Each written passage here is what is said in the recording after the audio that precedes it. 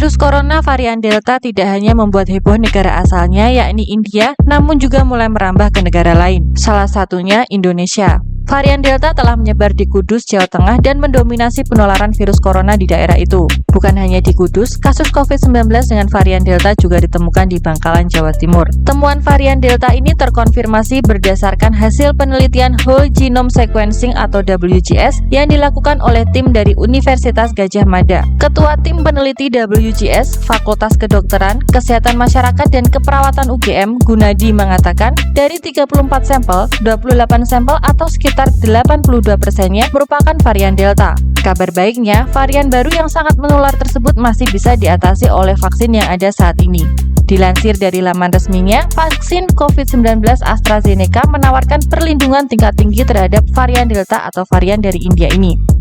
Riset dari Public Health England atau PHE memperlihatkan 92% vaksin AstraZeneca efektif mencegah rawat inap setelah pemberian 2 dosis vaksin terhadap varian Delta.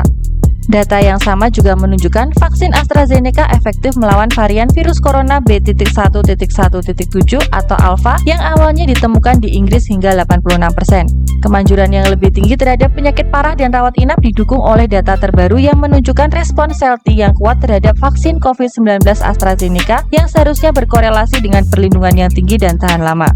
Hal ini menunjukkan bahwa vaksin COVID-19 AstraZeneca memberikan perlindungan tingkat tinggi terhadap varian Delta yang saat ini menjadi area kritis yang menjadi perhatian karena penularannya yang sangat cepat. Ini Pangalos, Executive Vice President Biopharmaceuticals R&D memaparkan, data menunjukkan bahwa vaksin akan terus memberikan dampak yang signifikan di seluruh dunia, mengingat vaksin tersebut terus menyumbang sebagian besar pasokan ke India dan fasilitas COVAX. Selain AstraZeneca, 2 dosis vaksin Pfizer-BioNTech 96% efektif mencegah kebutuhan rawat inap dari penderita yang terinfeksi varian Delta. PHE mengatakan tingkat perlindungan itu sebanding dengan corona varian Alpha yang pertama kali diidentifikasi di Kent, Inggris Tenggara.